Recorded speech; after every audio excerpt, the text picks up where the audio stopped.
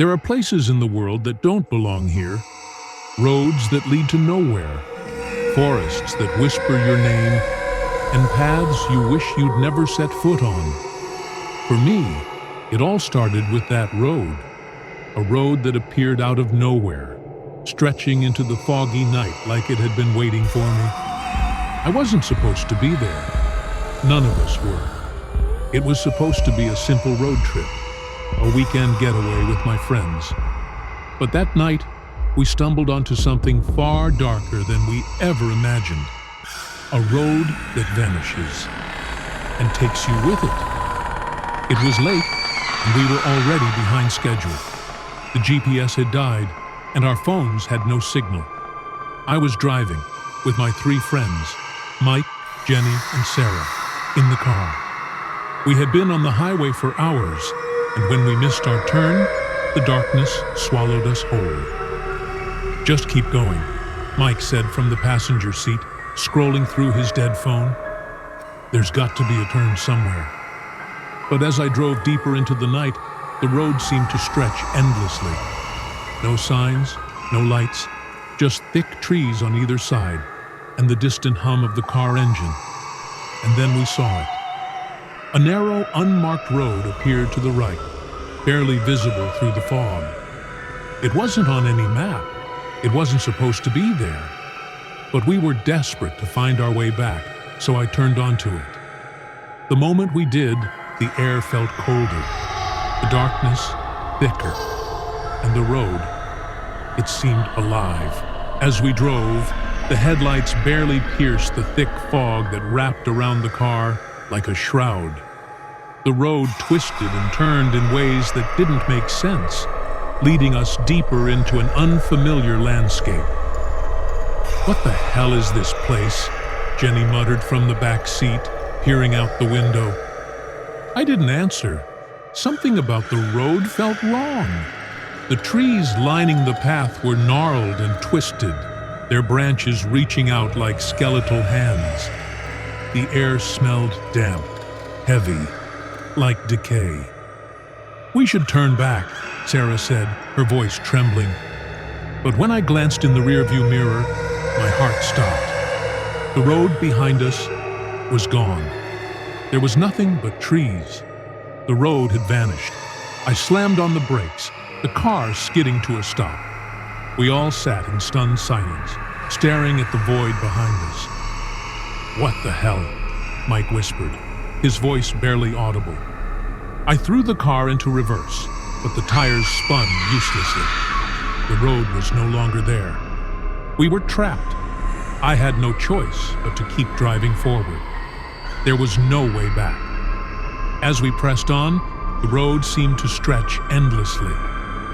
The fog grew thicker, swirling around us like a living thing. I gripped the steering wheel tightly, my knuckles white. Every part of me screamed to turn around, to find a way out. But there was no escape. And then we saw them. Figures on the side of the road, shadows moving in the fog. At first, I thought it was just my mind playing tricks on me. But as we passed them, I realized they were real. Dozens of them, standing motionless along the road, their faces obscured by the mist. "Do you see that?" Sarah whispered, her voice shaking. I nodded, too scared to speak. The figures didn't move.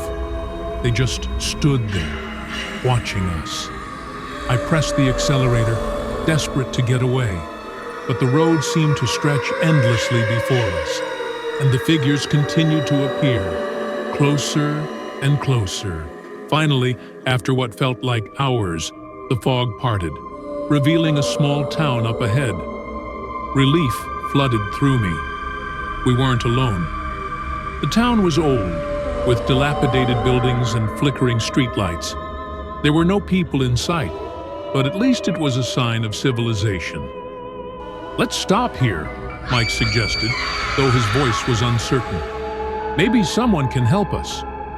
I pulled the car to a stop in front of what looked like a diner. The sign above it flickered, casting eerie shadows across the cracked pavement. We stepped out of the car, the silence pressing in around us like a weight. The air was cold, and every sound seemed muffled, distant. The door to the diner creaked as we pushed it open, and the bell above it jingled weakly. Inside, the diner looked like it hadn't been touched in years. Dust coated the tables, and the smell of stale air filled the room. But there were plates on the tables, half-eaten meals, as if people had been there, and then vanished. "Hello?" I called out, my voice echoing through the empty space. But no one answered. Sarah gasped, and I turned to see her staring at the floor. Footprints. Wet, muddy footprints, leading from the door and disappearing into the shadows at the back of the diner. We weren't alone. We rushed out of the diner, our hearts pounding in our chests. The fog had thickened again, swallowing the town in its gray embrace. But something was wrong. The car was gone. We had left it right in front of the diner. But now, it was as if it had never been there. The street was empty, the town eerily silent. Panic gripped me. How could a car just vanish? How could an entire road disappear? "We need to leave," Jenny said, her voice trembling. "We need to get out of here." But where would we go? The road had vanished behind us, and now the car was gone too. We were trapped. And then I heard it. A low, whispering voice carried on the wind. It was faint at first, barely audible, but it grew louder, closer. "They're coming," Sarah whispered, her eyes wide with fear. "Who?" I asked, my voice barely a whisper. But she didn't answer. Instead, she pointed down the street. In the fog, I saw them. The same figures from the road, only now they were moving. We ran.